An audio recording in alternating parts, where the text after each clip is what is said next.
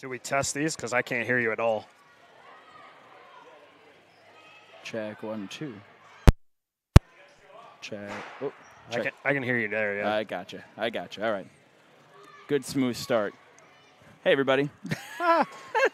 Look at that. Hey, everybody. Welcome live here to Elite Sports Academy for this week's show, the DPPG Sports Show.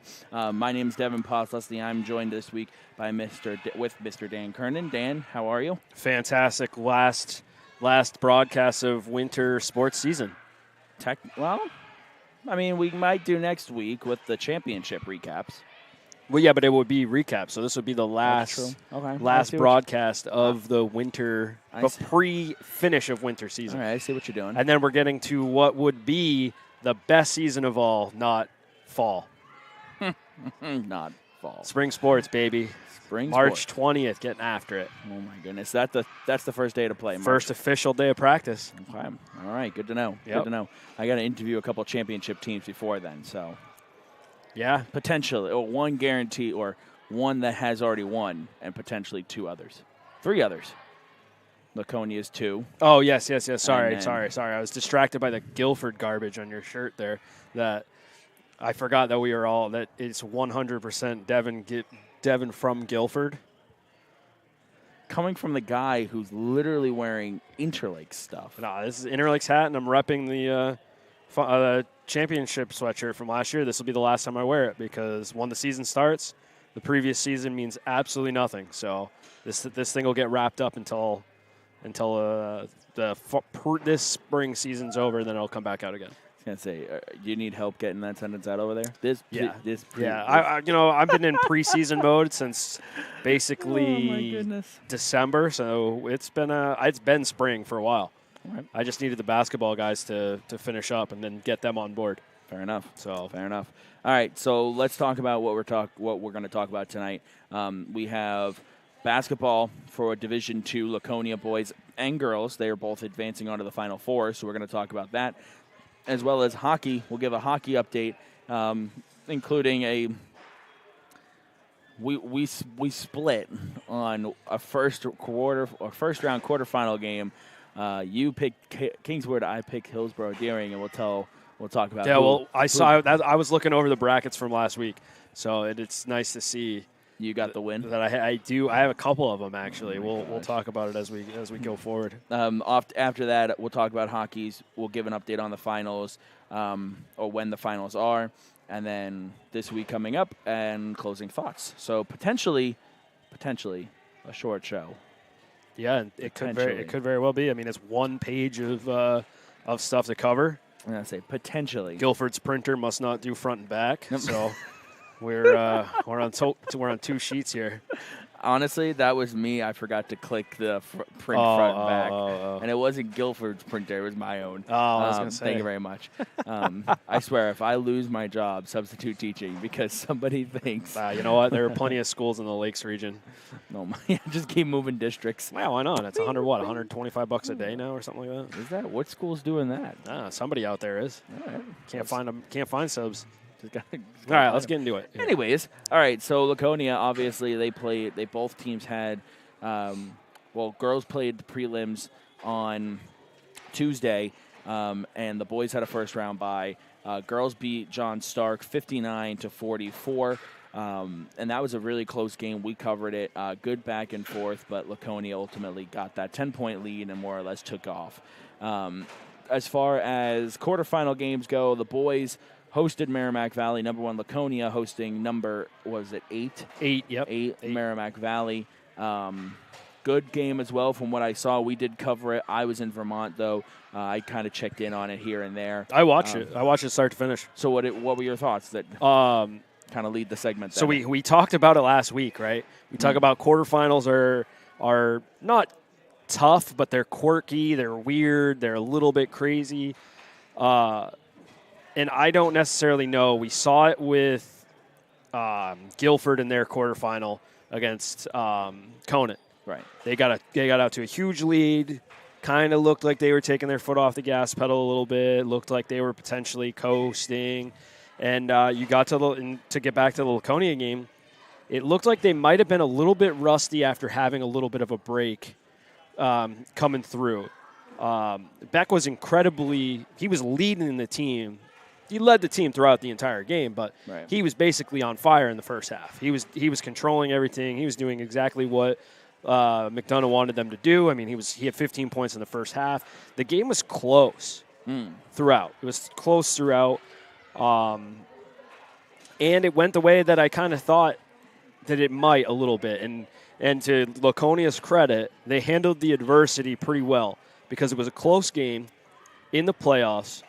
Merrimack Valley's already won a playoff game. They already won a playoff game close, so they knew, what they needed to do to knock off the 1 seed. And Laconia wasn't really getting a lot of calls that they were hoping for, or a lot of calls that were going in the in favor of Merrimack Valley and against Laconia. So we were waiting to see what could potentially happen there. But they weathered the storm and were able to be victorious, and they got to the Final Four, which as the 1 seed, that's what you're trying to do. Right. They finished their season undefeated at home, which is a feat in itself that is something that you should be proud of, regardless of what happens. But they're going to the Final Four to play number 5 Pelham. Right, exactly. So like I said, I kind of tuned in to some of the game. I didn't really get a chance to catch up most of it just because I was setting up for our event in Vermont, which we'll talk about because I got to give the Vermont Amateur Hockey Association some love here on the DPPG Sports Show. No, I mean, exactly that. And I heard that the quarterfinal game on the girls' side was also close between Bow and I don't know who they played. I don't remember. Hold on. Bow would have played either Pembroke or Merrimack Valley. And it was funny because even Coach Acalano, Guilford's head coach for the boys as well as the athletic director, texted me and basically was just like, look, I know you had said in the past, that Guilford versus Kona game was an anomaly and nobody expected it. And he was like, this is now the 3rd and possibly 4th 1 versus 8 quarterfinal game that was close. And exactly because what you said, 1 is taking a week off, number 8 is playing that prelim game and getting a running head start. Yep, and it's not necessarily a break per se. That's the be all end all and the why that's happening. They're teenagers, they're high school kids. Like when you finish your season and you see where you stand in terms of other teams in your division. Yep. And you have that number 1 seed, like you had Laconia had 1 loss, and Guilford had no losses, and Bow has no losses. Like, you got through the regular season unscathed for the most part. So, like we had talked about last week with Rick, and he was talking about how, you've as the number 1 seed, as the defending champ, you have the target on your back that you're going to get everybody's best game.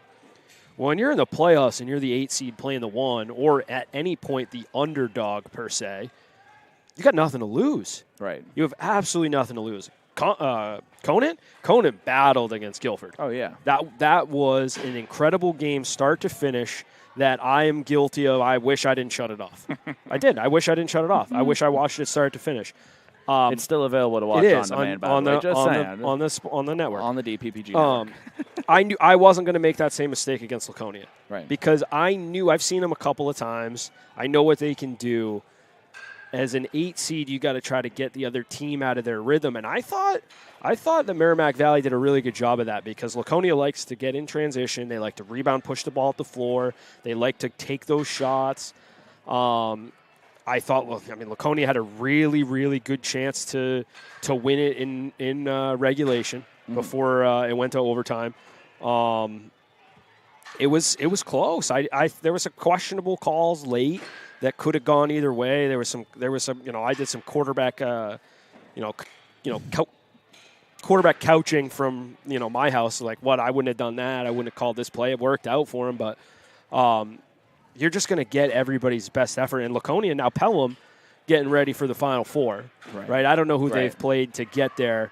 I looked on the standings throughout the season, and Laconia beat Pelham in the regular season by 1 point at home. So it's already a close game. Pelham is now. They beat Manchester West by 20. And Manchester West was the 4 seed. Yeah. Okay, that's good. That's nice to know. So Pelham's feeling pretty good. Pelham's coming in quite high. They've won 2 playoff games now to get to the Final Four. They already know that they battled Laconia tough at Laconia because it was a road game for them. I do remember that. Yep. And they just saw what Merrimack Valley did to Laconia. Right. Like, they saw what worked, how to get Laconia out of their rhythm. If you can, not that you want to, like, promote getting under the skin a little bit of your opponent, but that's something that happens in playoff games. You get that little bit of trash talk, and if you can kind of get under the Laconia skin, it could potentially fall apart. Right. And that's all what Pelham is going to have to do to upset the top dog. If you're Laconia, you've got to get back to what works. You've got to avoid any sort of outside noise and just control the controllables. And that's, running your offense well, listening to coach. If there's a bad call, shake it off and get back into the next possession. Just control your effort, your energy, your attitude. The stuff that every coach in the entire state is pushing to be the things you do. And just let the talent take care of it. I mean, Beck is one of the biggest kids in Division II. I've never seen Pelham. I don't know if they're going to have anybody who can guard him down low. And if you miss a shot, he's probably going to get the rebound. Then you're going to get another opportunity or two or 3 opportunities. I think that'll be a good game. You've already it was a good regular season game to start. So it'll be interesting to see Final Four at a neutral location. Sanborn, yeah, neutral. So, I mean. Neutral to the Lakes Region teams, but anyways. Yeah, but, it's neutral in general. But that's true. Isn't Sanborn a Division II school? I think so. Yeah, so nice grandeur for the Final Four for Division II. Yeah, and potentially. And they play the finals there too, don't they? I think so, yeah. Oof. I'll have to look that up. Yeah. Hold on. Weird. Finals. Division 1? No. They'll be at UNH. Oh, okay, good. Okay, Yeah. I was going to say, I know Division 1's at UNH, but yeah, Division 2. It wouldn't necessarily be surprising. Like, no, yeah. 3 and 4 get to go to Division 3 schools. That's cool. Keene and Colby Sawyer. Okay, I guess I get it now. But, Laconia, Pelham, those D1s all have much bigger fan bases than the tiny little Lakes Region and North Country teams, I guess. That's true. I get it. Hey, NHIA did away with that thing a long time ago. They just like to cater to 1 and 2. But Foley will back me up. I'm trying not to bite the hand that feeds me. It's the Division 3 and 3 schools around here that feed you. Yeah, I mean, for now, NHIA does a good job of helping us. Anyways, all right, let's get to the girl. Let's get to the girl. Got anything else on the boys' game? No, I mean, like I said, from what I saw, it was a good game overall. Laconia, number 1, playing number 5 on Tuesday. Tomorrow, the 7th, at 7:30 p.m. at Sanborn Regional High School. You can watch that game, by the way, live on the NFHS network. I might actually do that. Yeah, I mean, either that or I was considering driving down there. I got baseball until 7:30, so that's awkward. So I'll put it on my iPad, and we'll watch, and I'll pick you up, and we'll see what happens. Go back to Devin's teenage days. Yeah. How far is it? An hour? We'll get it in there in 45 minutes. Oh, easily Maybe all day. even half an hour. Easy. Use that V8 engine in the Tundra. No, but moving on to the girls. They played, like I said, they had a prelim game against John Stark, but their quarterfinal game was at Hanover. And this game, I was a little. You can probably go back to last week's show. I was a little concerned. Speaking of last week's show, you got your bracket there from last week for what, the girls? Girls Division 2. We both picked them over John Stark, right? Yes. Who picked them to beat Lebanon to make it to the Final Four? Oh, this is the boys. Who picked them? You looked at this earlier. So. That's why I looked at it for this moment right here. Who picked Laconia girls to go to the Final Four? You. Yes, I did. Absolutely. So, again. Lakes Region love. Let's go. Again, last week I remember saying that I did not think that Laconia could beat Hanover. Attack this man. No. Get after the Hold socials. on a minute here. No faith in the Sachems. I had faith in the Sachems. The only thing I was concerned about was that there were players going on vacations. I don't know where they were. I didn't know if they were going to be there. Like things like that. I understand. That was something that snake bit Plymouth girls in their first round game. Right, and also you're going to Hanover. You're going to another Division II school that really that high school should be a small college, Hanover, because it's built up around Dartmouth. So point is I had faith in the team. I just didn't trust every other factor around it. So yes, Dan picked Laconia, I picked Hanover, and with that being said, Saturday night I get back to the hotel room and I'm like making dinner and I jump on the NFHS network and I think it was the third quarter, like halfway through, and they were up by 10 or 15, Laconia. And no joke, my first thought was, scoreboard's wrong. Oh, man, I'm not trying to be mean. You are digging yourself a giant hole right now. My point was, though, is I was thrown back. I was like, really? This is amazing. Like I was extremely seconds after you said, I had faith. But I thought the scoreboard was wrong. I didn't think they would beat a school that's like a small college. That's not my point. All right, who are you picking in the finals here? You got Bow against Laconia. Bow beat them by 20-ish in the regular season. In this case, I'm taking Laconia. You know why? Because, in my opinion, Bow's looking past them. You think so? I mean, Bow, I'm thinking, is looking past them only because they beat them by 20. That was so long ago, though. I know, but we're dealing. What did you just say? We're dealing with high school kids. Yeah, but we are. That's true. But a good coach is also going to sit there and say, "Ignore that. Forget that. Control the controllables. The game is the game. It doesn't matter what they did or what they did on Friday. Doesn't matter what they did on Saturday. Doesn't matter what they did yesterday. What matters is when did they? Can you pull up when Laconia and Bow played? I think they only played once. Sure, hold on. And I think it was like 40. It was something. I think it was in the upper 40s to 21. 40 to 28, January 18th. They only played once. It was 40 to 28? 40 to 28. So a 12-point game. Oh, you know what? I think I had mentioned potentially last week that if they did make it to the Final Four, that it would be tough, and I didn't want to pick after that. We both picked Bow. Did we? Okay. Part of me, we both picked Bow. Part of me wants to stay with that pick because just following Bow and looking at their scores and who they played, I mean, you don't go 19-0 in a fluke. They were in the championship game last year. They're the number 1 seed overall. I thought that score was a lot closer than I thought it was. It was a long time ago, a month, give or take. Right. Actually, a little more than that. It's probably like 6 weeks, 7 weeks. Yeah, by the time they're playing each other, it'll be 10 days shy of 2 months. Yeah. So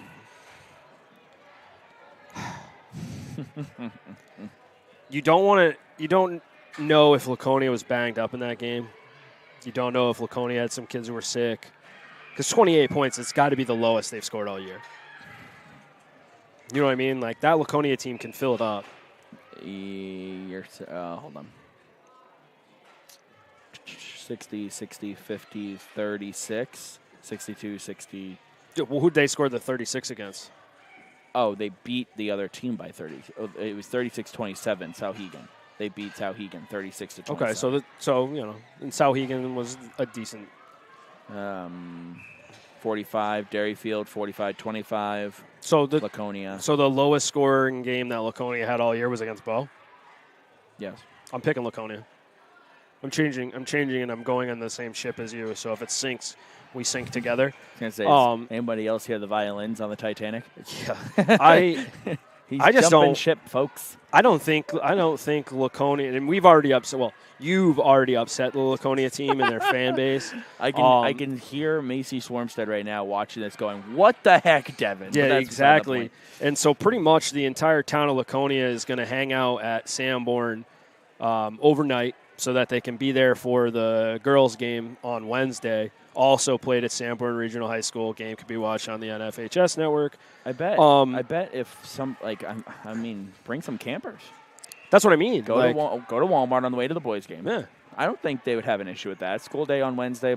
I'm sure there's a Walmart that you can park in the parking lot somewhere with a camper or whatnot and get after it. But look, the Laconia fan base is going to travel well, and I'm not going to sit here and say that Bo is not. Right. But Laconia is going to travel well. Oh yeah. Both boys and girls.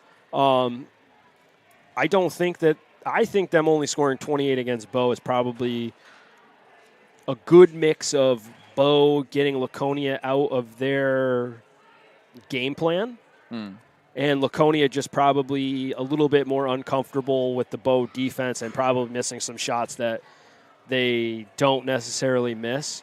So I think it's going to be – I'm picking Laconia. I'm picking Laconia. I think it'll be a close game. If Laconia loses, I think it's by 4, maybe 6 if it gets into a fouling contest late to try to get the ball back for an extra possession or 2. But yeah, I'm going to pick Laconia, and they're going to score 45 points. The other side of our bracket for the girls, by the way, we both picked Pelham to be in the final or the finals. They were the 2 seed, 3 seed, and they'll play Kennett, number 2 seed, at 5:30 at Sanborn Regional High School. So the other side of the bracket's still alive. Oh, yeah, so we're good. I mean, I have all 4 Final Four teams in the girls bracket. It's fine. You're good. It's like Devin's sitting over here like that emoji with that little cartoon cat dog sitting at the kitchen table and the whole kitchen's on fire. I'm fine. I'm fine. It's fine. Everything's fine. It's fine. Next time I see that, the basketball team will probably be softball season, so they'll come at me with bats. It'll be fine. Oh yeah, absolutely. I see nothing wrong coming from that situation. Did we pick Laconia boys? We're both on that boat, right? Yes. Okay, good. Yes. Okay. Let's see. We both picked Laconia, and that bracket we didn't make championship picks for. No, because I didn't want to. Right. I didn't want to, but I got Laconia beating Pelham. And who's on the other side? Laconia beat Pelham. Wait, what? It's Bo, Laconia, Kennett, and Pelham. So it's Laconia, Pelham, and who on the other side for boys? Oh, for boys? I was looking at the girls. Well, you handed me the boys bracket, sorry, so I thought that's what we bad. were talking about. Laconia, Pelham for the boys, and then Pembroke, Oyster River. Oh, 14 seed Oyster River? Mm-hmm.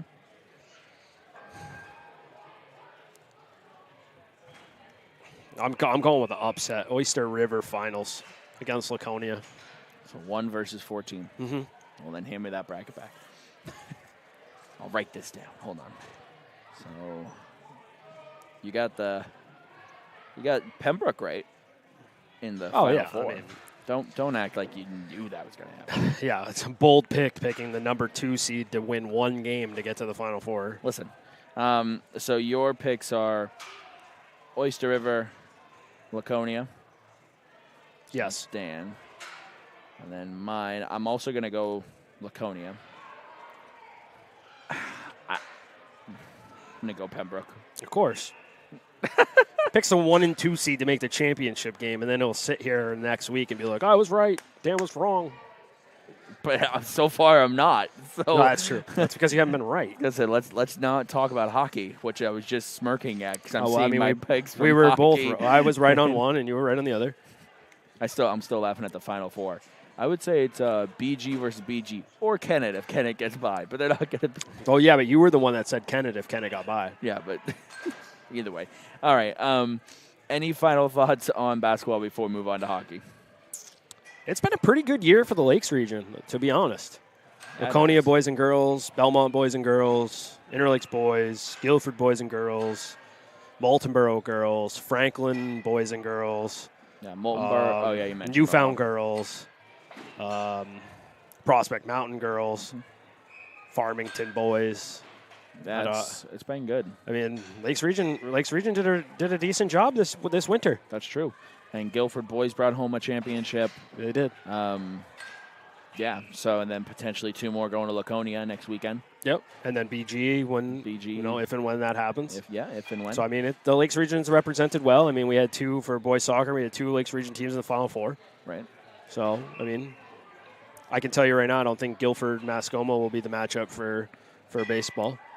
If it is, that's something else. That would be wild. I mean, we've had 3. That would be 3 boys championships of Guilford-Mascoma.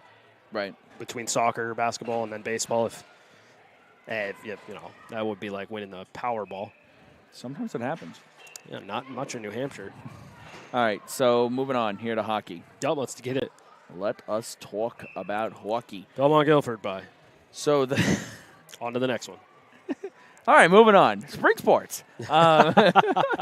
So for hockey, quick recap. Obviously, as you can see, the semifinals are set.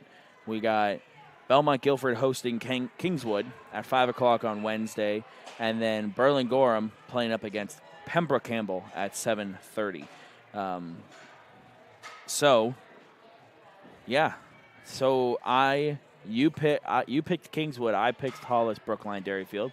That game went to double overtime, and it was what? 7-6. 7-6. It's hard to beat a team 3 times. It's a baseball score. Yeah, and most hockey games lately have been. It's hard to beat a team 3 times. Hollis Brookline Dairyfield, and had Kingswood's number for the 2 regular season games. They were evenly matched standings record-wise. They were evenly matched game-wise. I wasn't shocked to see 7-6. I wasn't shocked when I saw that they had won. I was picking them from the start. I'm picking them to win against BG just based on loyalty for my guy Jeff Kloos, and his youngest is on the team as a freshman. So this side of the table is upsetting Laconia. You're I know upsetting I'm Belmont upsetting and 2 Guilford. different schools, but what else is new? Just based on, I mean, you're always rooting for the upset. Do I think Kingswood will win? No, probably not. But I've got BG and BG in the finals. If Kingswood has any chance to win, they have to keep the puck out of their end defensively. You can't draw penalties because BG's already showed that they can score shorthanded. Oh, easily. You have to basically, you got to keep the puck away from your goal as much as possible. If you can fit another kid in goalie gear and put him back there, I don't know what the rules are.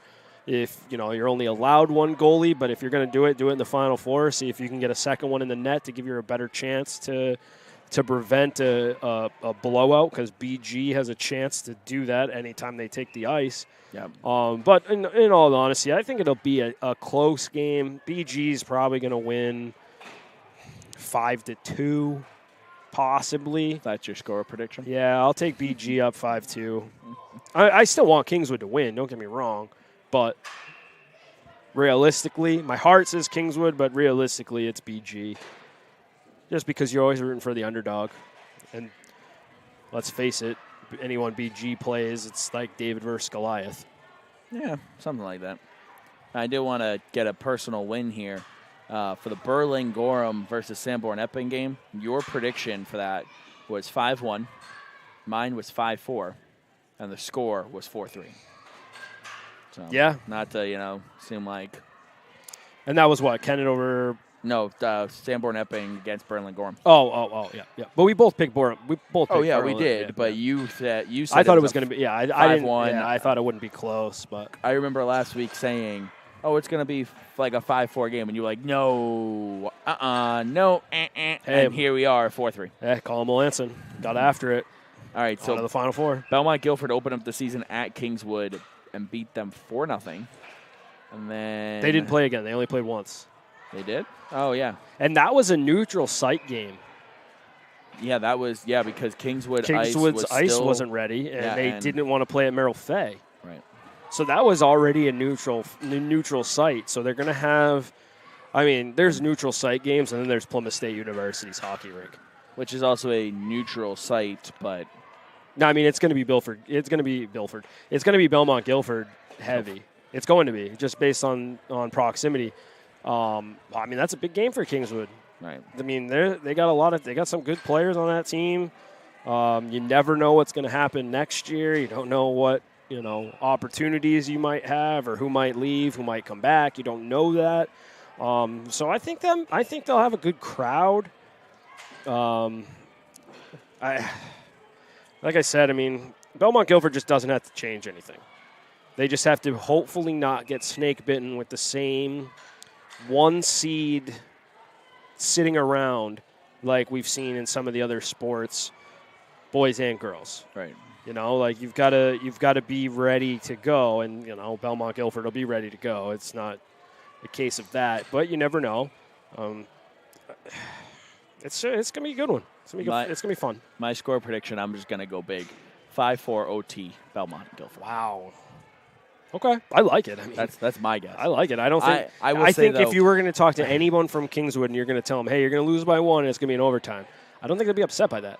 I mean, they'd be upset they lost, but I don't think they'd be upset about that particular outcome. Well, I'll be honest with you though. Writing down OT on my paper, I already started to feel the anxiety in my and chest. that game's first, right? Yeah. Yep. So then at 7:30 is Berlin Gorham versus Pembroke Campbell. True. Which that game also in the quarterfinals, 4-2, Kennett lost to Pembroke Campbell. And that was an empty net goal to make it 4-2. So I was close. Yeah, and I picked Kennett straight up. Right. It was, I think, Pembroke Campbell scored an empty netter up 3-2. Kennett was pushing. Kennett had the lead a little bit. I was following that one on Twitter, just trying to see the score. Kennett battled. And did exactly what you wanted him to do. I was hoping Kennett would make a move. I wish we had access to change our camera and slide it over here. So here you go. Oh, wait, Dan, get out of the way. There she is. Yeah, she's messing with me off camera, just so you all know. Over here, you have the Snack Shack here at Elite Sports Academy, and she's standing behind Dan, no joke, I think she had a Coors Light to give to somebody, going like this and laughing, trying to get me to laugh. And I couldn't switch the camera to Dan quick enough to hide my laughter, but she is being mean. Yeah, calling you out. Anyways, calling her out on live TV. Yeah, a live podcast there. All right. Anyways, moving on. Mm-hmm. So what are your thoughts going into Berlin Gorham, Pembroke Campbell? What do you think? What are you thinking? And they played what did you say they played each other already? I think so. Hold on, I'm looking it up. Trying to hold my composure. That kid just got drilled. At Pembroke Campbell, Berlin Gorham lost to them 4-2. And that's the only time they played each other. Oh, nope, that's a lie. They played opening up the season at Berlin, where they beat Pembroke Campbell 1-0. So they've split them.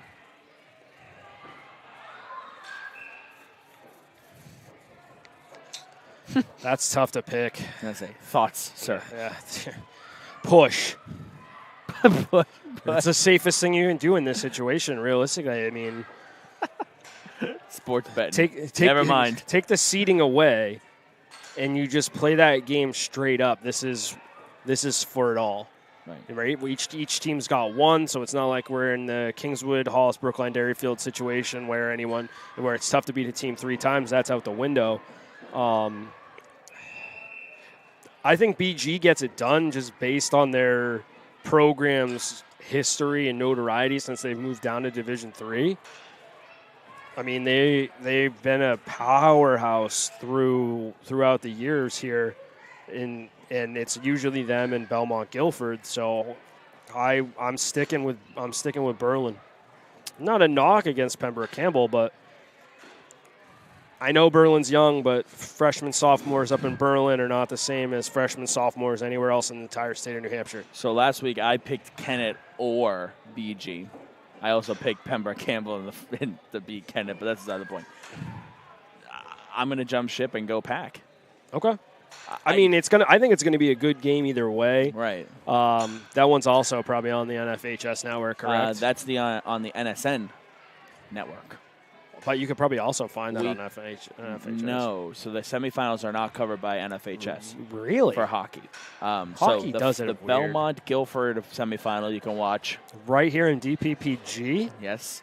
And then the 7:30 game, the jury's still out on whether or not DPPG will still be there for that game or not, but I'm assuming NSN will be for sure because of Berlin Gorham. So if we're not, there's a chance that we're not. You should set your station up right next to NSN and see who's better.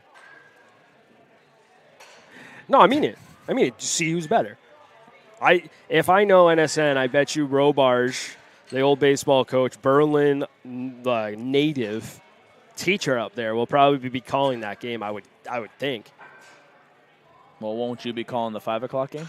No, unfortunately, I will not be there in person due to a work event prior to my vacation. I can't skip that. I say, what if I called your boss and said, "Hey, you know I what? need him. I need him." I had all intentions of being at that one, so I'll be watching. I'll be watching on DPPG on the DPPG network, and then watching I'll be flipping back to the NSN to watch the second one. So to be transparent here, because I can see and hear the people out there going, wait, why aren't you covering the 7:30? You're already there at 5.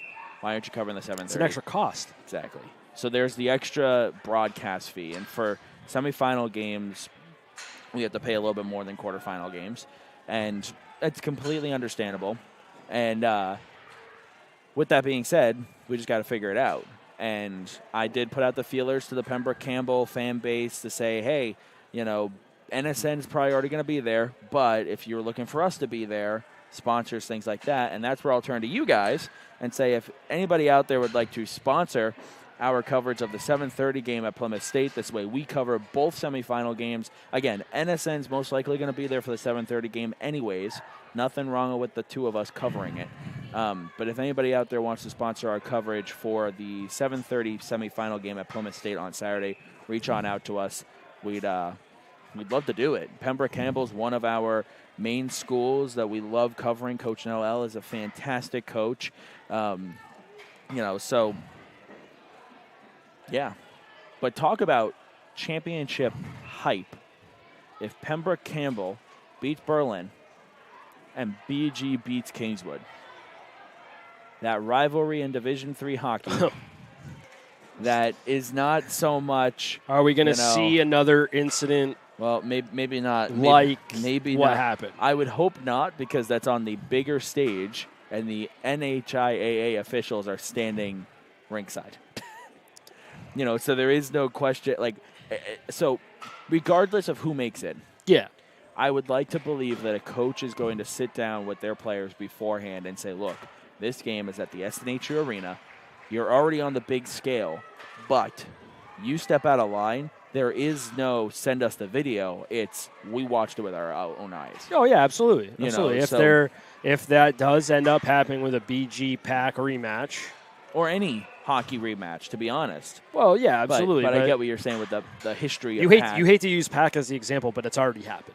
Right. You know what I mean? They already had a kid, could have very well been a heat of the moment thing where you didn't think. They're teenagers. We've all had in the coaching world, the kid, doesn't matter if you did it for 1 year, 50 years, 20 years, you have a kid do something stupid, and then as soon as you talk to them and they calm down and the moment is gone past, they're like, hey, coach, that was dumb. I shouldn't have done it.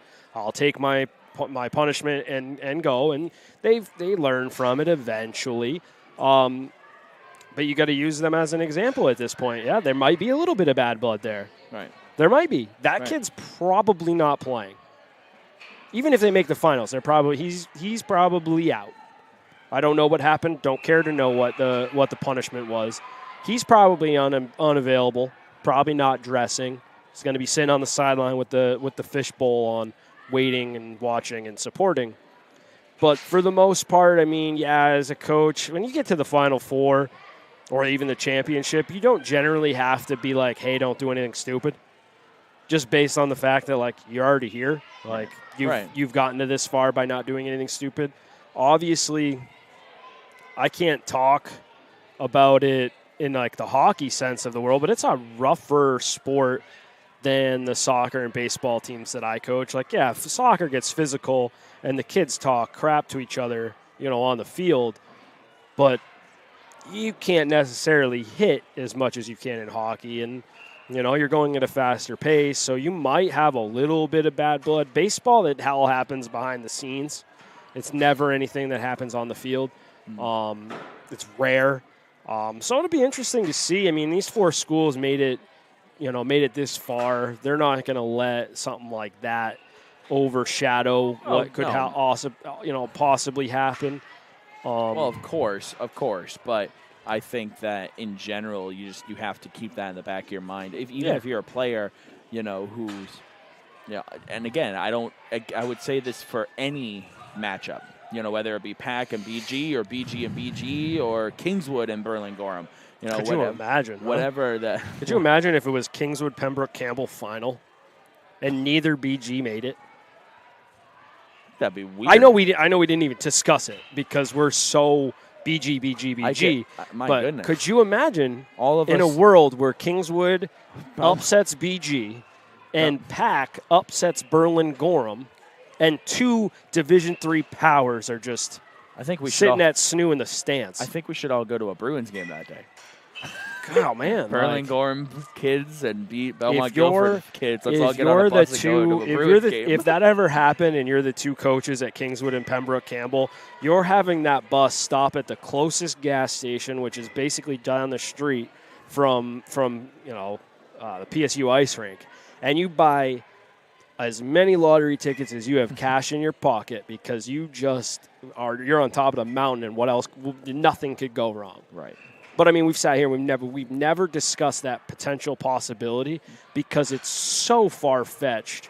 One, that Kingswood beats BG. The other, it could realistically be BG versus either Belmont or Pembroke, or Berlin and Pembroke. Sorry, we're not giving Kingswood the chance. Which honestly, they have it. They only lost to BG they by 4. Yeah, and when you sit here and say only by 4, I mean BG has won a lot of games 8-0. 12-1 or higher, and if they just tell the guy, hey, don't push the button anymore. You know what I mean? Like, we've had those games. Exactly. I've watched my fair share of them repping the name up here, unfortunately. But I'm still sticking with Berlin Gorham. I think they'll beat Pembroke Campbell. I'm sticking with Belmont Guilford. I think they'll beat Kingswood. I'm hoping it's close. You do, as a fan, you want to watch close games. You don't want to watch blowouts in the playoffs. They're enjoyable to have as if you're on the winning side of them. But I think it'll be BG Saturday at Snoo Arena.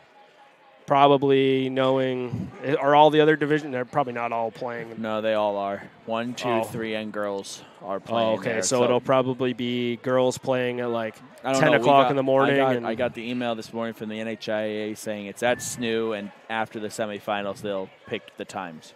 Yeah, so it'll go girls. In the past, it was girls 3, 2, 1. That's what I think it'll do. If they make any change, it'll be 3 girls, 2, 1. I guarantee you that 1 plays at night. You can write that one down. That always happens, every sport.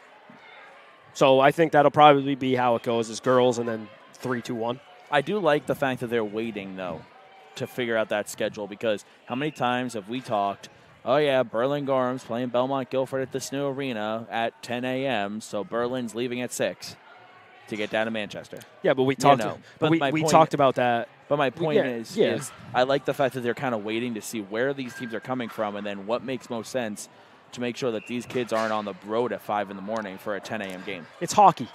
I know. We talked about this a month ago. Oh, I got plenty of that this weekend. All of these schools and all of these hockey kids and all of these parents, as soon as they sign up on the line, when those kids are, as small as they are in that indoor gym or indoor soccer field out there, they are signing on the line that you will travel 4 hours a day in one direction to go play hockey. Right. So Berlin driving to Manchester, that's a short jaunt for that entire North Country. All right, fair enough. You know what I mean? Like leaving at 5 for a 10 o'clock game, that's sleeping in for hockey parents up in Berlin. All right, fair enough. Exactly. You know what I mean? Like, it's not like going and playing any other sport where it's abnormal to travel that far. Well, it's funny that you say that because this past weekend up in Vermont, Stowe, Vermont, we had the Amateur Hockey Association's championship weekend, and basically the week leading up, as we all know, there was a snowstorm on Saturday. You know, we all got almost a foot of snow. Vermont did too. And a week leading up, I reached out to the organizers and said, hey, are we good? Are we playing? Like, I don't want to drive 3 hours to Stowe to find out we're not playing. Yeah. And they were like, oh, no, we're playing. We'll be there. So I'm like, okay, sounds great. So it was funny, though, because in the back of my head, I had you saying they're hockey parents. Snow, it's fine. I'm cleaning off my truck at 6 a.m. at the hotel, a foot of snow, going, oh, my goodness, how are we playing? Meanwhile, these guys have been on the road for an hour at that point. And they send out one little message that says, drive safe on your way to rink. Right. Games are still on. Right. And my mom even sent me a meme, and it was just like, I don't know if you saw it on Facebook. I might have seen it, yeah. And it was just like normal people in a blizzard, and they're like crazy, and it's like, oh, we got to pull over and wait it out. And then the hockey parents were like Vin Diesel. Yeah, it's like Dominic that, Toretto and like Fast and Furious. Hold on, buckle up. We got 90 minutes to be at the rink or something like that. Exactly. I mean, and it's the same. Yeah. If you sign up for hockey, it's one of those curses, man. If you don't know what you're fully deep diving into as a parent or even a player, you are in for a very, very rude awakening, because it's not a sport that's like any of the other ones. There's a basketball court in every town or every high school or every school. There's a soccer field in every town. There's a baseball field in every town. There's a tennis court just about in every town. Like, you can find a place to play those other sports. I was going to say, if there isn't a baseball field or a soccer field or a lacrosse field, any piece of grass works, to practice. But I mean, if you're going to, I mean, there's one hockey rink in the 30 minutes of each other in the Lakes region. You got Merrill Fay. You got to drive 35, 40 minutes to Plymouth. You got to drive 30, 45 minutes to what? I think the Kingswood. The closest, I think, rink to Merrill Fay is Concord. Exactly. And that's 25 minutes, right down 106. And then you have, Conway has one. And then closest to Conway is either Kingswood or Berlin. Right. And then there's one in Waterville, and there's one at Plymouth. And then you have, the Kearsarge side of the state has one that they flip-flop in between. But, I mean, even in the D1 world. Yeah. I mean, you still have a handful of schools that are using the Concord rink. Right. Like, it's not just Concord in there all the time, but plus you have your youth. I mean, look at this place. There's got to be, you've got 2 youth soccer teams in here. You've got to have at least 3 or 4 softball teams in here that you can at least see that are all going through here. Plus, you've got upstairs on the other side of the green wall we have here. I mean, you mean green? No, I'm not calling it that as a Yankees fan. Absolutely not. It's just one of those things. I mean, kids are gonna travel. You got to go and do those things, and hockey is one of those sports where traveling is a necessity, and most of them do it with no thought whatsoever. Yeah, they're like, hey, we're going to Rhode Island this weekend. We're going to New York. We're going to play in New Jersey. Yeah, but I mean, even with that being said, too, they're smart enough where the night before there was an 8 a.m. game, and it was involving Rutland, I think it was. And the hotel I was staying at had the team staying at it the night before. Yeah. The parents are smart enough to say, hey, let's pool our money together. Yeah, it's a team vacation. Did you get – so when you go over to an event like that and you're covering, I don't even know what it was called, some hockey thing. Championship, yeah. If you're covering the championship, and you get paid for that, right? Absolutely, because we don't do anything for free here at the DPPG network. Not anymore.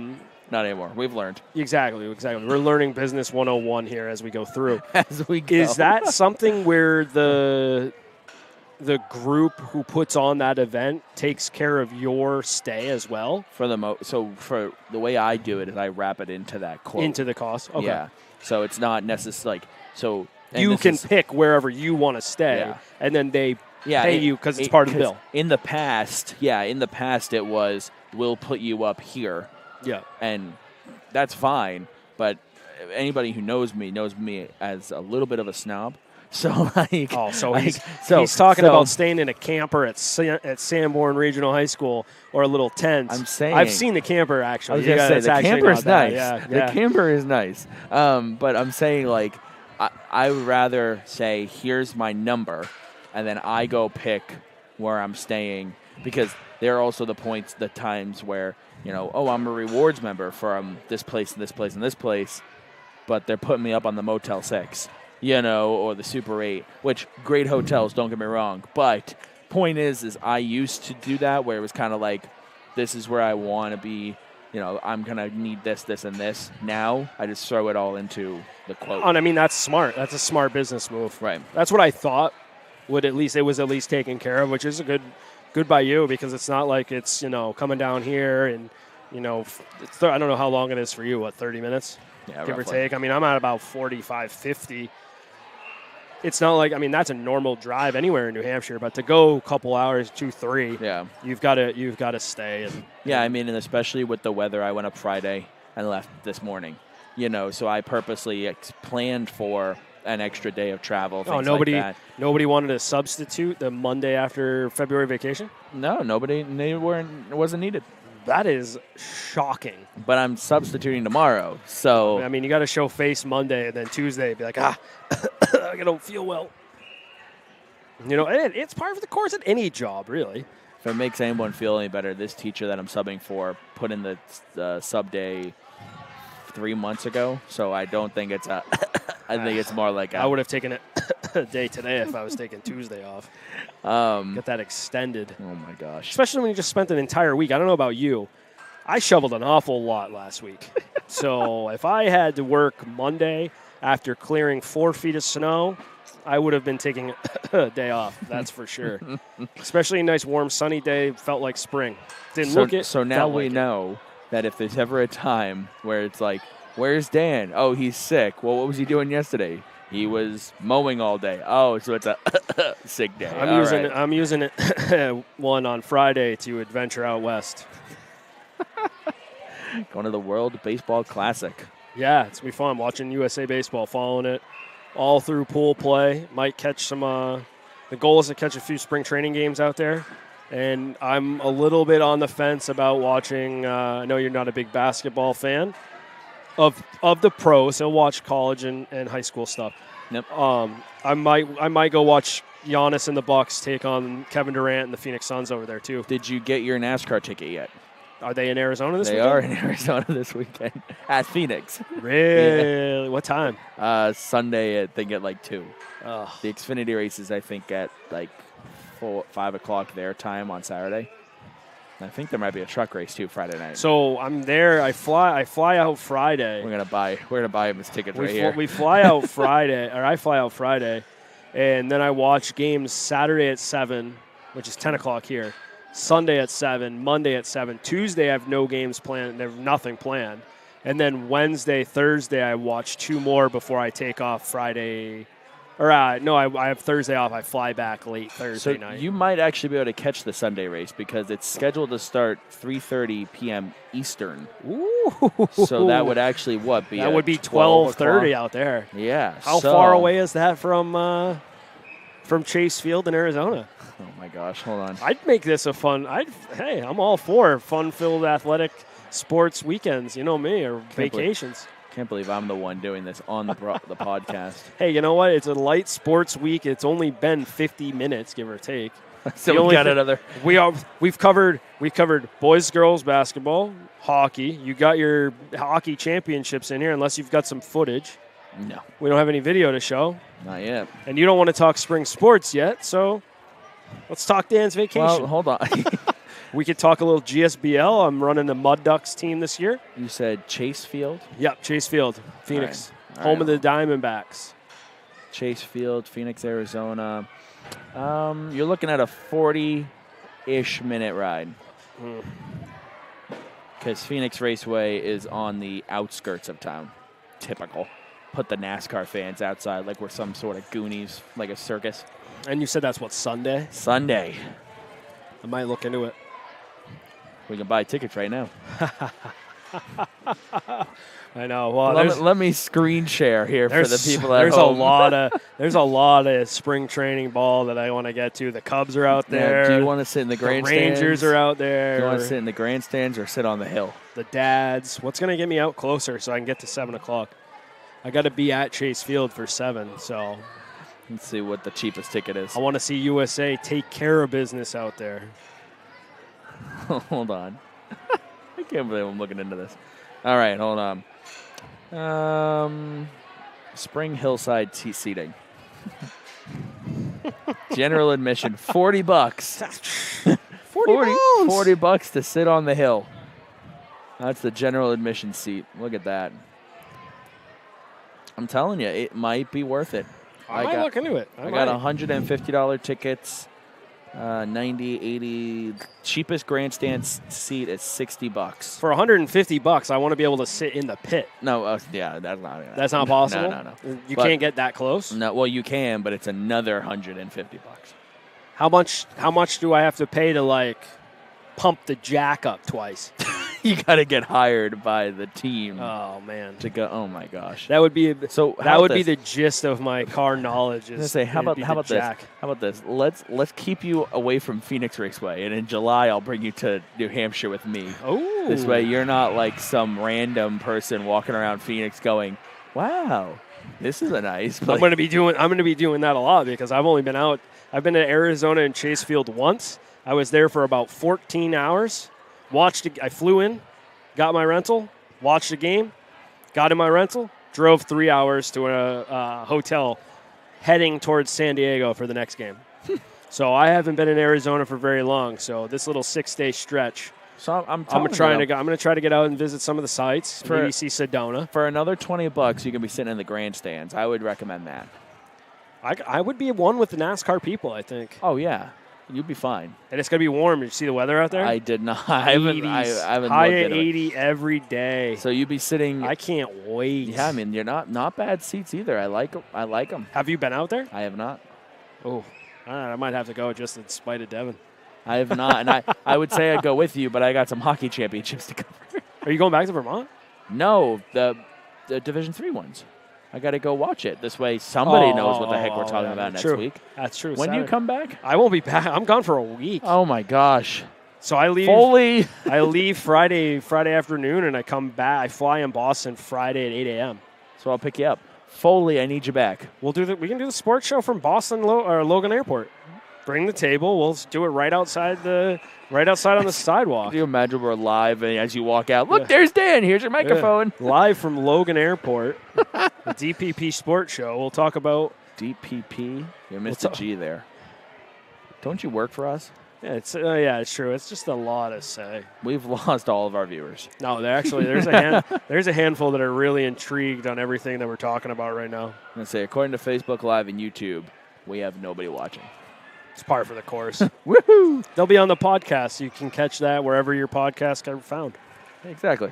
All right, so let's talk about this week's schedule here on DPPG Network. It's real simple. Hockey semifinals. That's it.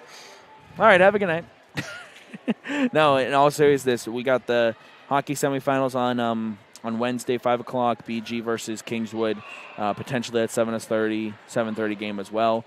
Like I said, if you or somebody you know owns a business or an organization is looking for some advertising, reach on out to us. Love to have you join us for those 2 games, and helps us get that. Maybe I'll reach out to my guys, the Gilmets over at Randy's Pit Stop. We already got them. I know, but they might want to dabble a little bit in helping out to offset for the second one. I'll chat with my guys and see what they want to do. They're still in the fresh new stages. I know they were open every day last week, so they were trying to catch on the New Hampshire vacation bandwagon, but they're doing well. Laconia's been a really good place for them, and they were all for helping out and getting their name out with you and and giving back because they're both sports fans, and we appreciate anything they can do to get out there and give back, they're more than welcome to. No, so, like I said, we appreciate them, and we've been promoting them at every playoff game, and it's been great. We love having them on. I run all their socials, so I get a lot of those. I get a lot of the notifications. You're the one getting all the. I get it makes you feel popular, and you're like, oh, Randy's pit stop, not me. That's how you think I feel. 12 notifications. Oh, DPPG. Well, I know, DPPG, right? Exactly. I might as well just get rid of my personal stuff. Somebody liked your photo. Dang it. Anyways, so yeah, that's our plan for this week. Hockey semifinals. The semifinals for basketball, boys and girls, on the NFHS network. All the finals for hockey and basketball on the NFHS network. So when I say that our schedule is done for the winter on Wednesday, I mean it. On Wednesday, we're done. And then starting, Thursday, prepare for spring. Figure out where we're going to go other than Prospect Mountain Regional High School. Regional? And they're not a regional. They're just Prospect Mountain, right? Prospect Mountain High School.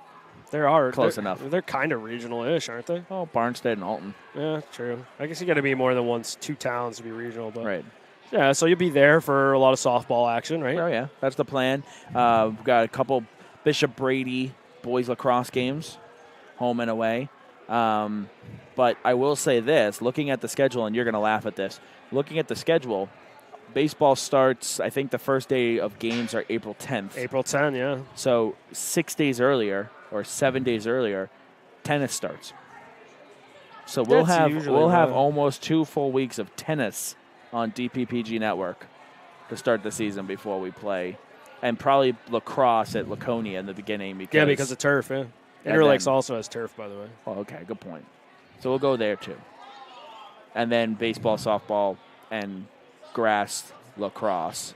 Because with all the 7 feet of snow, you guys aren't looking at your baseball fields until probably the second or third week into regular gameplay. Hate to break the news to you. Fortunately for me, your field actually gets a lot of sun. We do get a lot of sun, yep. And fortunately for me, we have turf at the school. So yeah, but you can't play games on there. No, we can't play games on there. That'd be pretty cool, though. I've actually we have my very first year coaching the team. We scrimmaged Winnisquam on it. Yeah, but scrimmage. Yeah, okay. We scrimmaged. We had officials and everything. It was actually a really good experience. We've had some change in the school since then, so it hasn't necessarily been allowed, and I understand it. And at the time, we didn't have lacrosse, so it was basically as soon as track practice was over, we went out there. So I didn't drive by the school today, but I would say within the next week, they'll start the process of clearing that.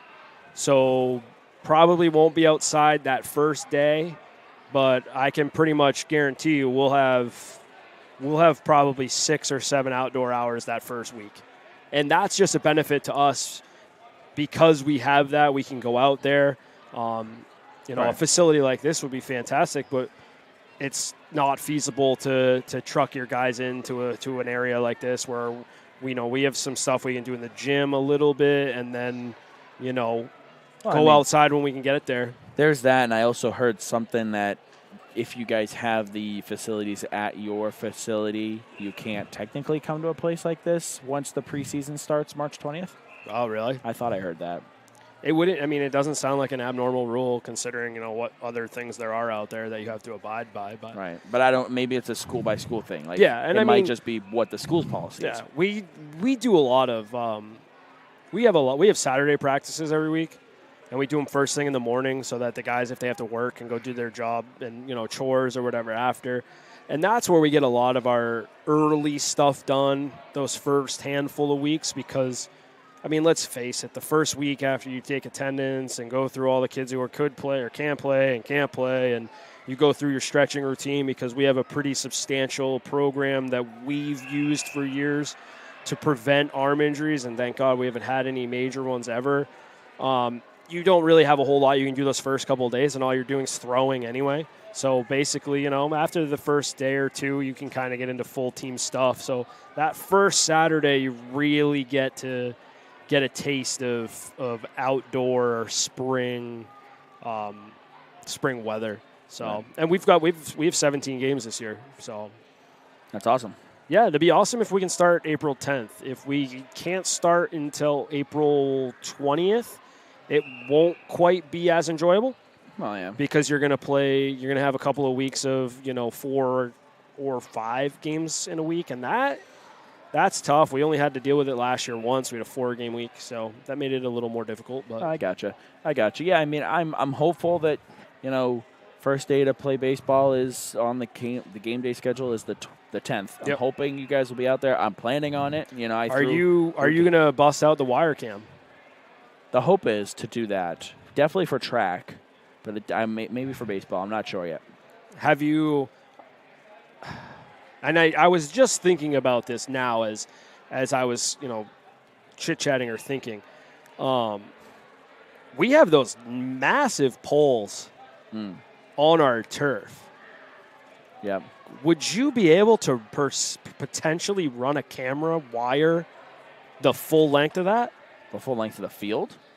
Or the full length of the the field. Like end zone to sideline, not end zone to end zone. No, end zone to end zone along the side. You could. And then just run your wire cam on that. Yeah. Because, I know you've only really used it for track. You used it at our baseball scrimmage once against Kennett, and it was great. I loved it. I loved standing in that third base box and hearing that thing zip up and down. I think that was fantastic. But for and I know some schools probably wouldn't allow it, or there might be an official that might be against it, but for lacrosse, a ball doesn't generally go that high. Yeah, that's... Would that be something that you could feasibly possibly look at get another camera angle out there? We could, but the concern is that now you have something over the playing field. Yeah, but if you put it on the last poles, right, you wouldn't be on the actual, maybe for lacrosse because it's all the way over, but you could probably do it at football games and not be above. Possibly. You would be above the sidelines. Possibly. I know it's a little more work for you, but realistically, to get the best camera angle and action shots that you're trying to get, it'd be. Yeah, it's not a bad. It's not something. It's something I'll look into for sure. It's not something you could do at every field because we have those giant poles, right. But Guilford doesn't have that. No, but Laconia doesn't have that. Well, Laconia does. Laconia has the 2 nets. Yeah. Yeah, but the thing is, again, stop. You want to come on camera over here? Yeah. Let's turn it. Hey, Can you take that left camera? I'm just kidding. Do you mind turning it and putting it into the snack shack? I'm doing it. Hold on. No, now I got to sit here and talk.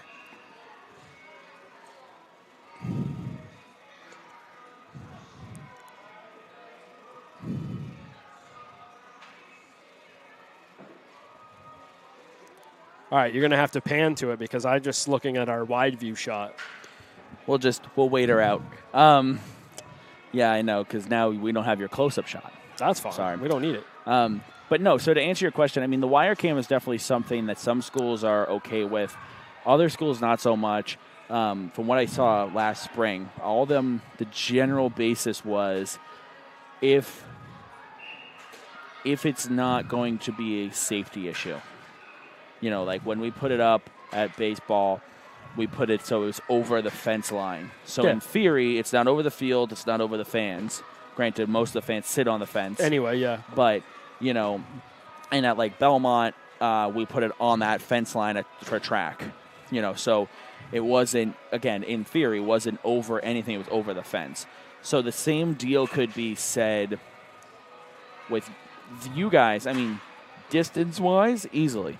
We ran that wire for almost 600 feet. If you're using it at track and you're running it along the straightaway, that's the same distance from end zone to end zone. Oh, yeah. And actually at Belmont, we were running that wire from just 10 feet short of the starting line to about 30 feet past the finish line because we had to go to a tree in the woods. Yeah. So I think the wire we have is 600 feet. Yeah. So we could. It just seems like it would be a really good shot. It would be, I think, for sure. But honestly, it would be something that sets you apart from the NSNs or the other or NFHS for Well, I mean, for the most part, nobody has that wire cam. We kind of already are doing that, though, like with the hockey stuff. We do the multiple cameras behind the nets and things like that. And you've done it for soccer. You've had the behind-the-net right. cameras. Right. So, I mean, I think that it's definitely something we're always constantly looking into. You know, I'm constantly looking into. And I can see why. And I can see why you don't do it for, you know, soccer, because the ball could, in theory, go way up there and knock your camera down, and those are expensive. You don't want to do that. But, hey, great shot right there. Yep, she saw it, too. Yep, and she dove into the snack shack. And she's gone. And unfortunately, this young man was an innocent bystander. So it happens. But anyways, no, I mean, it's definitely something we're constantly looking at. You know, we have the equipment, we have the resources. Where can we use them? What can we do with it? Last spring, everywhere I went, even in the fall, I was looking and going, how can I hook this up? What tree am I going to? You know, and things like that. So it's definitely something we're working on and constantly evolving. Like, we're going to put it in the ice rink for next winter. You know, we wanted to do it for this year, and then the setup was a little bit more than I realized. So we decided to delay it a year. But we're going to put it right over the We're going to put it right down the middle, right? Right over the walkway between the bleachers and the ice. Will that we'll be able will that be blocked by the net, though? We'll adjust the focus on the camera so it looks through the net. Could you not run it on the other side of the net? No, because that's technically over the ice. Are you not allowed to put it over the ice? Technically, no. Per who? Per safety. Of who? Is that an NHIA rule or an NFHS rule? Just a hockey general. rule? Just general. That's my own rule of thumb. Yeah, but I mean, because you're going to sit here and say, well, Merrill Fay what are the off chances that it falls? Yes, that's what I'm thinking. But I was going to say Merrill Fay has internet cords going across the ice. Have you ever noticed that? Yeah, but they're way up there. No, that's true. They're not that far up there. I'm not going to throw anybody under the bus, but I would put it over. I would go scoreboard to scoreboard. Well, they only have one, right? But same idea. But I don't know. The only thing is now the question, the general question that it always falls on is who's getting sued. Think about it. That camera comes down and hits you on third base, and you're somebody who says, I'm going to sue you. Is it me that's getting sued, or is it the school? You know what I mean? So it's easier to just say, let's put this in a situation. And we could have that. We'll have that conversation off the air. But unfortunately, that's the broad stroke blanket statement that I always go to. Yeah, we'll have to discuss it off because I don't want to insert foot in mouth. By saying something that I don't. But it's just these are the things that we or I at DPPG has to think through, unfortunately. And it's so funny because then I have conversations with people and they're like, oh, you're just overthinking it. And it's like, sure, I am, but I'm making sure that I don't get sued. So I'm telling you, we've discussed a little bit of the GSBL stuff. Yes. Right? So Granite State Baseball League, it's a 25-plus men's league. And we're in discussions. The president, myself, and you are, well, I'd like to say it in, him and I. It's you and I are in discussions on bringing you in to cover the 25 and plus all-star festivities, events, etc. Mm-hmm. And that's something that I would like to use the wire cam. Okay. They're all adults. If I have to have them sign, says this falls, you're nothing. So that's one of the things, though, is with us, with high school kids, we're dealing from 14 to 18. Oh, yeah, no, I get it. Absolutely. But, like, for those types of events, I want it. We can figure it out. Yeah, absolutely. We'll figure out a way to make that work. That's easier to work on. Yeah. Because it's adults. Yep. We've had where we've covered a college game, and it's like, hey, I'm going to do this. Well, why don't you do this? Well, we don't because of this. Well, they're all adults. Yeah. Oh, yeah. Okay. Absolutely. So we'll further this discussion. Go back to that camera. No, she was just giving food. We'll have this. She's peeking around the corner. We'll have this discussion at a later date, just so we can continue the discussion. Emma, I got a question. Come here. She can. The thing is she can see on the TV. She can't see on the TV. You know what? We'll get her. Anyways. Yeah, she can see on the TV. All right. Anyways. See, this is the fun we have at Granite State, or not Granite State Elite. That's the softball team. Elite Sports Academy. Yeah. That's the fun we have here. And yes, this show more or less has just gone off the rails because we're in overtime. Yeah, I mean, not basically, overtime, we're just chit chat now. It just happens to be on air. We'll call this closing thoughts for like the last 20 minutes. But no, I mean, definitely like they're just because like we want to do the wire cam at other places. We tested it at baseball. It worked out well. But then now the other issue that we run into is that the other issues that we run into is the infrastructure is not in place. You know, so I'm going to Belmont, and you have to take it down and put it up. right? So that was my part of the Interlakes thing. That too. I mean, we could probably work with Brian to keep that up because it's not harming anybody by it being across all the time. Right.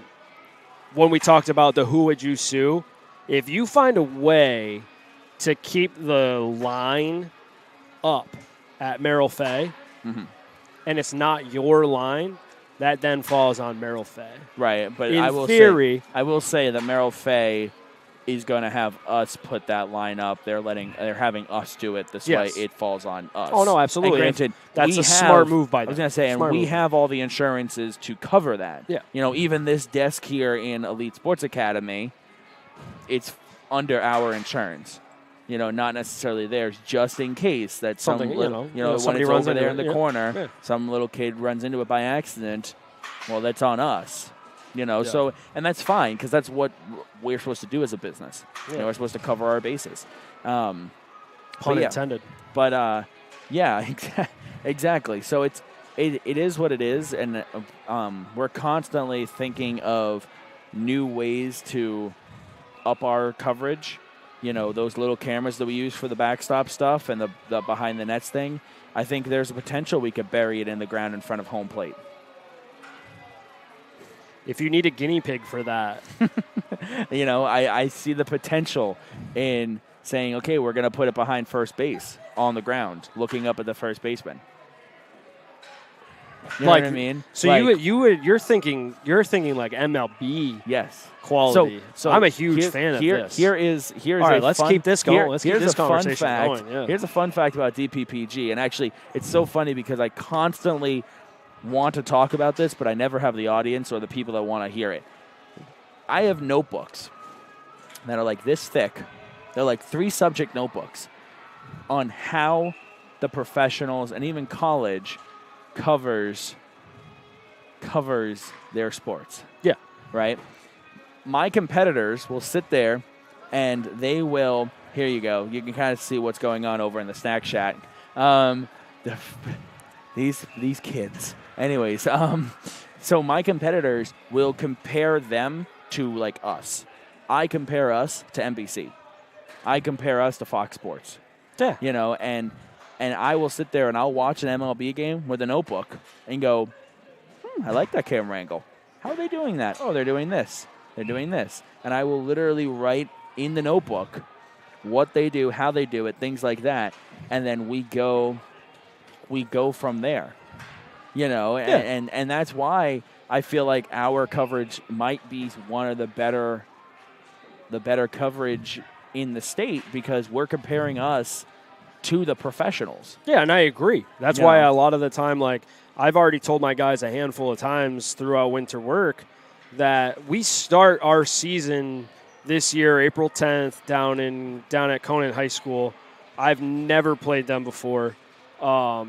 I've watched them before. I watched them on your website when they played Belmont, you know, whatever, beginning of the season, middle of the season. Like, so obviously they're a different team from then to now, but like there isn't a lot of other ones out there that you can go and look and try to find coverage on those things. And that's where I'm like, not necessarily like kind of push to be like, hey, Devin, come over here, because I want you to film our stuff. Because not that I want like everybody in the world to just go and be like, all right, well, we can watch any Interlakes game we want.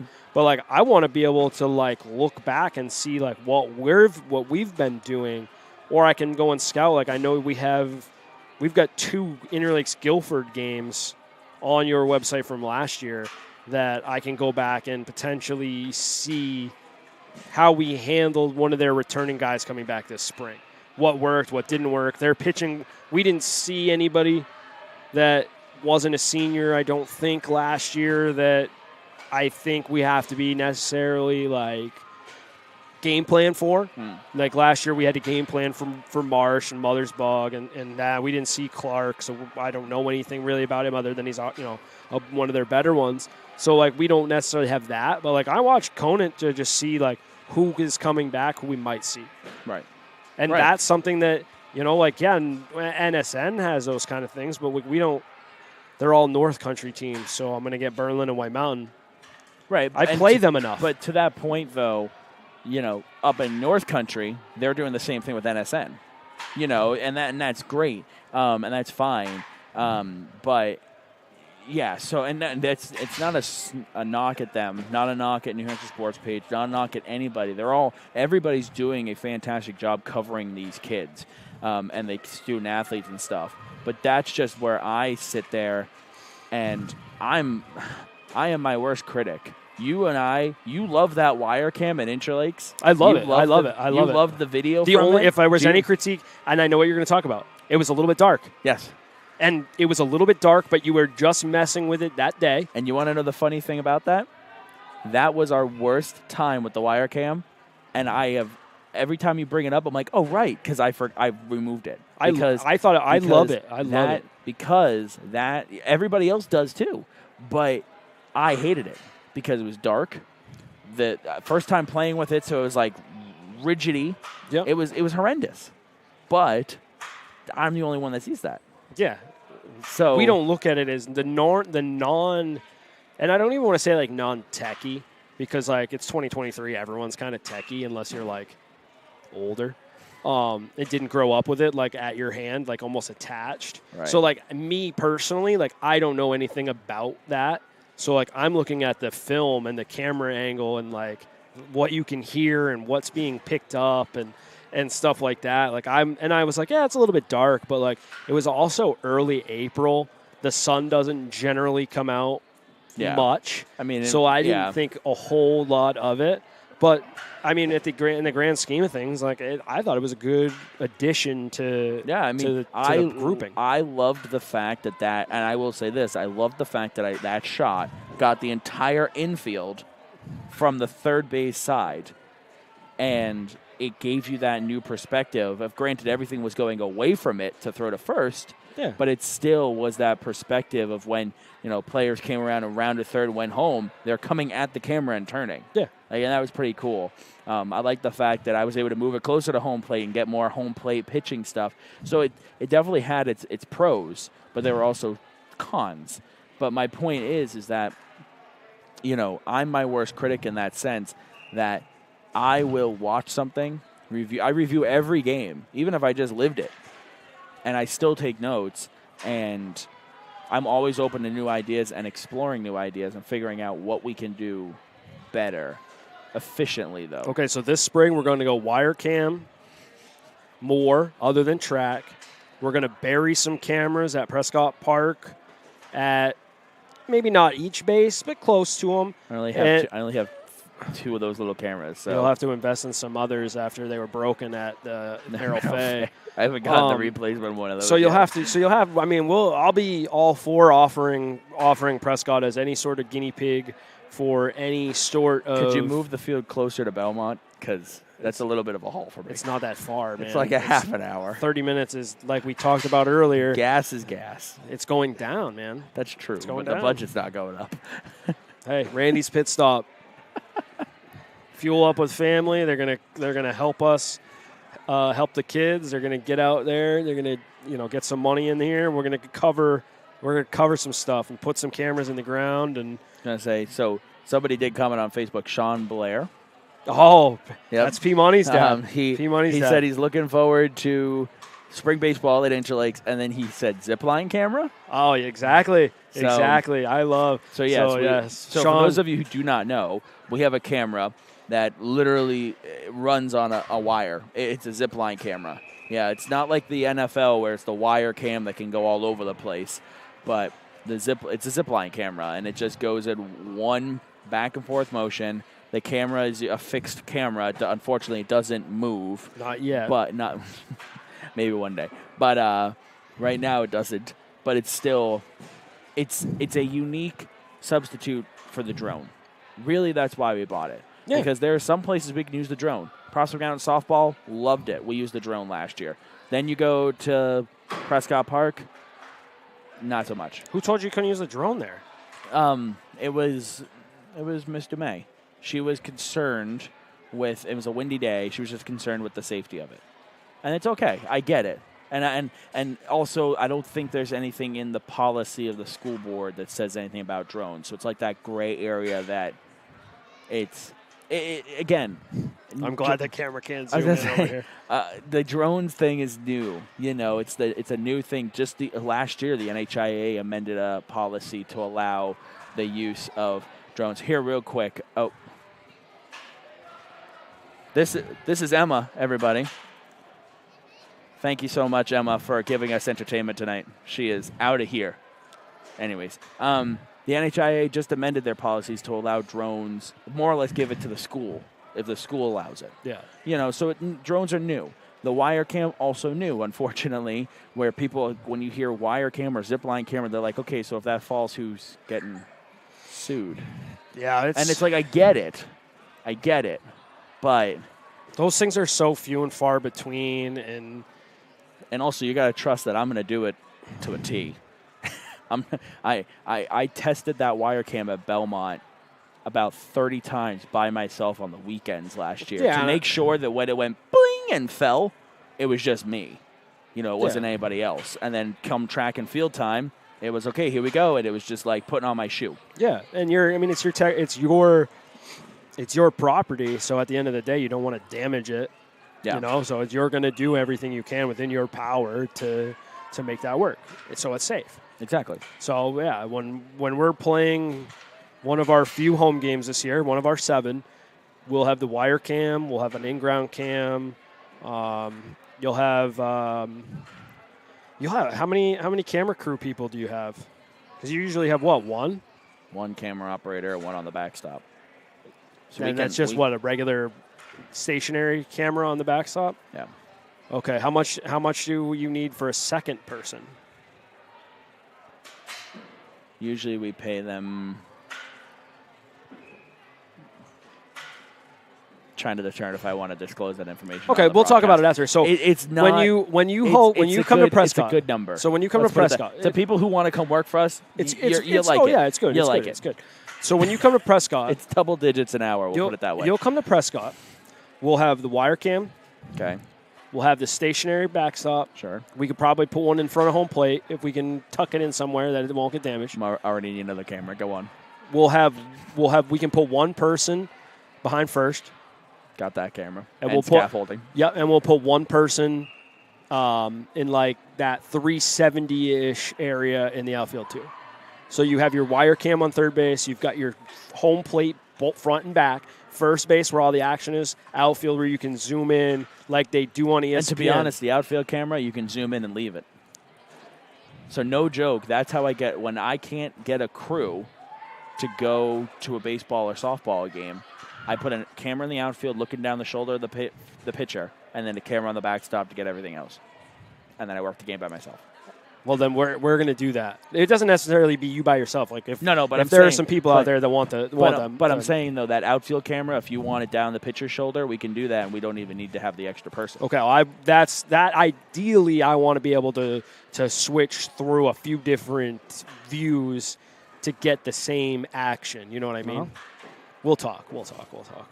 Randy's pit stop covering it all. I'm just gonna say I'm hearing my budget going click click. Randy's the pit payroll stop. I got a couple. Getting a little I got higher a couple on, other on buddies. Lakes games alone. I got a couple of buddies there that might help from Titan LLC possibly. We'll if there's a will, man, there's a way, and we'll make it work.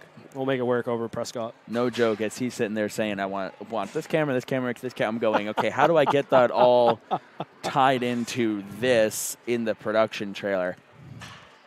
I mean, how many cameras did you mention? 5? Yeah, we've got We wire. can only have 4 in the broadcast. Why? Because that's just what the program allows. I bet you could make. We're gonna makeshift this. You could probably figure a way to make another one. Gosh. 2 cameras are going to go into an HDMI switcher. You could probably go the output. Could you go hook the home plate ones up as one, and then just switch? Just go back and forth like a toggle. Maybe. I don't know. We're gonna do. He just made the whole month off that I had it between winter and spring to now I have a lot of work. Big things are happening at DPPG. We're gonna have a 5-camera broadcast. Dan's getting his first visit at a NASCAR race, and we'll be back to talk about it. That's all going to happen this week too. We'll be back or 2 weeks. Oh well, I'll give you some time to test the 5-camera system. I can see it now. In 2 weeks. So did you do your homework? Let's talk championship games. No, I want to know. 5-camera system? Absolutely. I mean, they're going to be schools that always are nixing the not necessarily like miking a kid or GoProing a kid, which is another great option. Well, but at the same time, like if we can change up something and be a little bit more different than somebody else, we should be all for that. I mean, and the thing is like, with those things, I get it because the saying of people are afraid of what they don't understand. Yeah. Right? And a lot of the times they do understand, they've never done it before. Could you like the mic'd up thing? Yeah, could you put a camera on say like a catcher? Potentially like on a mask or something like that? I'm working on it. Without sound? Oh yeah. Those cameras that go on the backstops don't have microphones. You're telling me your game when I wasn't there, that was a GoPro and it had a microphone. Oh, okay. I was going to say that was a natural sound game, wasn't it? Yeah, but the cameras we have for like hockey, the behind the net behind the net ones that are in the broadcast, they don't have audio. They don't have audio. Oh, I do remember you telling me that. Yeah. Okay. Yeah. So yeah, I mean, we could easily, even if it's a practice, put a camera on a kid's helmet. But honestly, if it's a practice, I'm putting a GoPro on them. And then removing the audio. Yeah. But the technology is amazing because they even like motorsports right now, a camera that is the smaller than my pen is in the foam of helmets at the same height as the driver's eyes. So as they're driving and they go to those cameras, it looks like it's like you're getting their view. So I think the future is bright in the sense that one day we could put a camera in a helmet of a hockey player. He'll never even know it's there. And you're getting that first-person point of view of this is what a slap shot looks like. Yeah. I like it. One day. All right. Once the budgets get a little bit bigger. I mean, those cameras aren't exactly cheap. and realistically, live streaming is going to become a thing of the now. Right. It kind of sort of already is, but I know what you mean. The prices are going to go down on these cameras because everybody's buying them. Everyone's going to be doing it. Right. And why not? Well, yeah. And I get, like, RAD is like, I want to get as many people in the game or at the game attending it as possible. Yeah, I want to have as many fans at games too, but in the grand scheme of when you play the game, I mean, if it's 4 o'clock start in the fall or the spring, parents might not be able to get to that.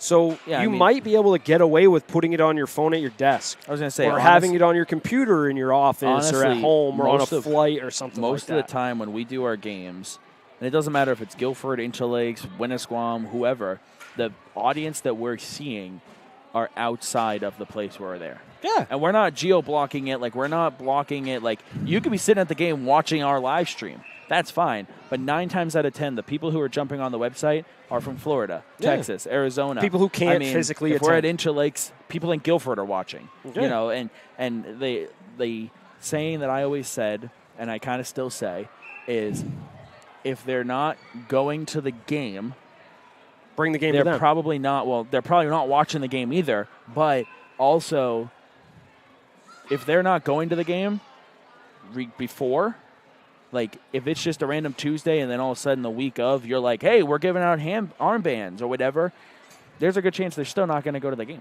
Yeah. And then that's where we come in. Not to mention, we tailor into exactly what you were just saying. Here, I'm going to go to your game. We're going to pack up. Here you go. See you later. And that night, guess who's watching the game film back? Oh, yeah. I love it. I love it just based on the fact, like, if there's something that happens or it's a bang-bang play that I thought was safe, it happened in the fall. We should have beat Prospect Mountain at Prospect Mountain. We should have, absolutely. That goal was in. That had nothing to do. There was nothing there. That was a legitimate goal all day long. And immediately I went back and watched it. I might have even texted you and was like, hey, was that in? Right. You know what I mean? Like, that's something that you 100% as a coach, if you have access to film, want to use it as often as possible. And like I talked at the beginning of the show, that I'm not wearing this after this week because it's not meaningless, but it doesn't mean anything to the group that I'm going into on the 20th. But that doesn't mean I'm not going to show them game film from the championship game. Right. Because it works in two different ways. You want to be able to see what worked and what didn't. You want to be able to scout, and you want to be able to use it as like a motivational thing. This was a really fun year. This was a really great group of kids, and I have a lot of those guys coming back. And I can tell you right now, a lot of them are just kind of coasting. A lot of them are just kind of coasting through, and they're like, we were good last year. But that's not the same group anymore. So, like, this is why I told them earlier on, I was like, you can wear it now, but I don't want to see it when the season starts because it's the goal we set out for every year. But, like, I'm going to show them Conant film on a smart board or a TV or some sort of way to make it work. And they're going to watch Monadnock celebrate at Fisher Cat Stadium. They're going to watch us be upset at that same game because you need to know that feeling. Right. And it's either going to push you in the direction of wanting to get better, or you're just going to be like, oh, well, I was there last year. I'm content with that. Right. And that's something that 10 years ago you didn't have. It was just the coach, standing up in front of the group of kids and saying like, oh, this is what happened last year. There isn't a whole lot to back it up because it's just word. It's almost telephone where it just kind of changes. Like we joked with the Sam Cheek dunk. 20 years from now, that's a windmill.